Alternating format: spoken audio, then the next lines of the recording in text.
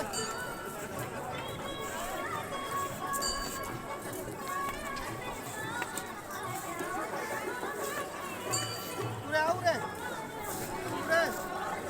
বৈষ্ণোদেবী যাওয়ার পথে ভগবতী ভবন যেখানে রয়েছে, এখানে আপনারা ফ্রিতে থাকতে পারবেন। যদি রেস্ট নিতে চান এখানে রেস্ট নিতে পারবেন, এখানে রুম অ্যাভেলেবেলও রয়েছে।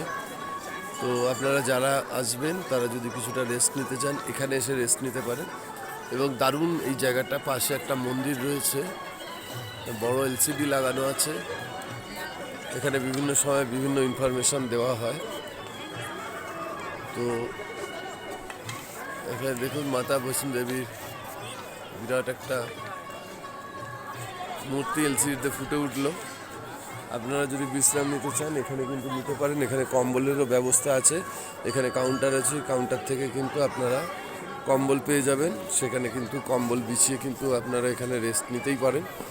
যদি আপনাদের এই বৈষ্ণোদেবীর যাত্রাপথে যদি কোনো রকম ক্লান্তি আসে তাহলে এখানে কিছুটা সময় কিন্তু আপনারা অনায়াসেই জিরিয়ে নিতে পারেন।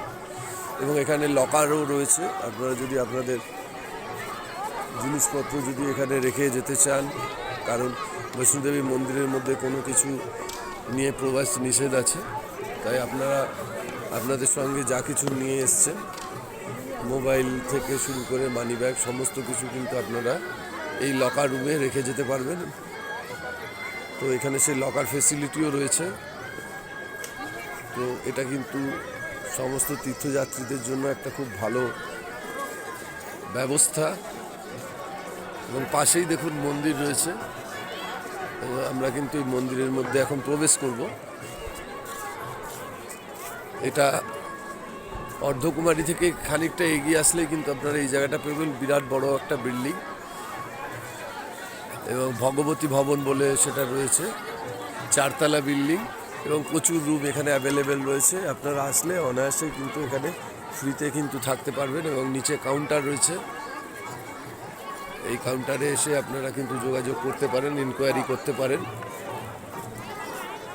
পাশেই রয়েছে ব্ল্যাঙ্কেট স্টোর, এই ব্ল্যাঙ্কেট স্টোর থেকে কিন্তু আপনারা আপনাদের প্রয়োজনীয় কম্বল পেয়ে যাবেন সম্পূর্ণ বিনামূল্যে। এখানে কিন্তু কোনো পয়সার ব্যাপার নেই, আপনারা ফ্রিতেই সমস্ত পরিষেবাগুলো পাবেন। পাশে রয়েছে বিশুদ্ধ জল, সেটাও আপনারা পেয়ে যাবেন। এই সমস্ত বিষয়গুলির ব্যবস্থাপনায় রয়েছে জম্মু কাশ্মীর বৈষ্ণোদেবী ট্রাস্ট, মাতা বৈষ্ণোদেবী ট্রাস্টের ব্যবস্থাপনা এই সমস্ত তীর্থযাত্রীদের জন্য এই ব্যবস্থাগুলো। তো দেখেই বুঝতে পারছেন যে দারুণ কিন্তু এই পরিবেশটা শরণার্থীদের বিশ্রামের জন্য। সামনে একটা মণ্ডপ রয়েছে, এই মন্দিরের দিকে আমরা এগিয়ে যাব, দেখব মন্দিরে কি আছে।